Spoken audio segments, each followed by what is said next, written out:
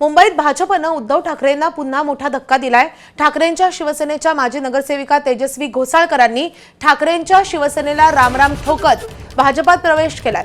भाजपचे मुंबई अध्यक्ष अमित साटम आणि आमदार प्रवीण दरेकर यांच्या उपस्थितीत त्यांनी भाजपमध्ये प्रवेश केलाय। तेजस्वी घोसाळकरांनी ठाकरेंच्या शिवसेनेचा तत्पूर्वी राजीनामा दिलाय। ठाकरेंच्या शिवसेनेचा राजीनामा वेदनेतून दिल्याचं यावेळी बोलताना तेजस्वी घोसाळकर म्हणालेले आहेत। मी नगरसेविका शिवसेनेतून झाले होते। त्यानंतर समाजकारण करण्यासाठी ह्या अभिषेकनी मला या राजकारणात उतरवलं होतं आणि त्यांना हेल्प म्हणून मी समाजकारण करायला लागले। त्यानंतर 2 वर्षाआधी 1-1.5 वर्षाआधी अभिषेकची निर्गुण हत्या झाली।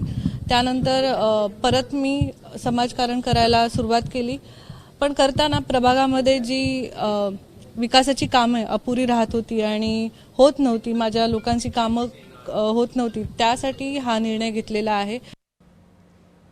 दरम्यान तेजस्वी घोसाळकर यांच्या भाजप पक्षप्रवेशानंतर सासरे आणि ठाकरेंच्या शिवसेनेचे नेते विनोद घोसाळकर हे भावुक झालेत। त्यांच्याशी बातचीत केलेली आमच्या प्रतिनिधींनी आपण पाहूयात।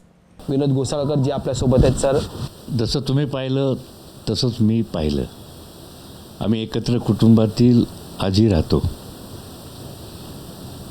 आणि घर, कुटुंब आणि राजकारण हा आम्ही कधी एकत्र नाही केलं आणि तिने आता तो निर्णय घेतलेला आहे, त्याच्यावरती ह्या क्षणाला तरी तिने प्रवेश केलेला आहे, भारतीय जनता पक्षात गेलेली आहे।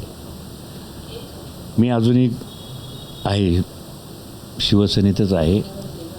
माननीय हे मलाही तिने सांगितल्यानंतर त्याची कल्पना माननीय शिवसेनेचे पक्षप्रमुख उद्धवजींना मी दिलेली आहे आणि आता प्रवेशावरती मी काही प्रतिक्रिया देऊ इच्छित नाही, एवढंच मी आपल्याला सांगतो। आता तुमची भूमिका काय असते?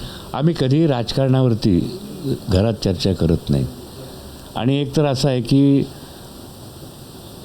त्यांचा वेळ, तिचा वेळ आणि आम्हाला माझी नातवंड असल्यामुळे सकाळी निघताना आणि गेल्यावरती मला त्या रूममध्ये जावंच लागतं। काय कशी पोरं काय करतायत काय नाही, तेवढाच संबंध असतो आमचा। बाकी राजकीय कधी चर्चा किंवा कुठले प्रश्न हे आतापर्यंत महानगरपालिका, वॉर्ड, कार्यक्रम याच्याबद्दल मार्गदर्शन होत होतं, नाही अशातला भाग नाही, चर्चा होत होत्या।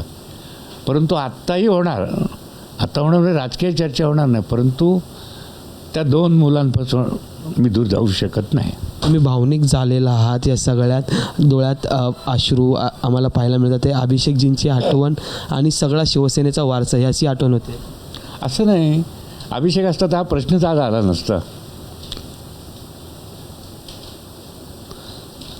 अभिषेक आणि सूनबाई ह्या 2 वेगळ्या गोष्टी आहेत। त्याचं मुलाचं नातं आणि सुनेचं नातं याच्यामध्ये जमीन आसमानाचा फरक आहे ना।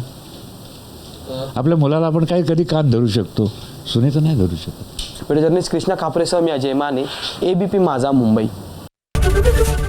एबीपी माझा, उघडा डोळे बघा नीट।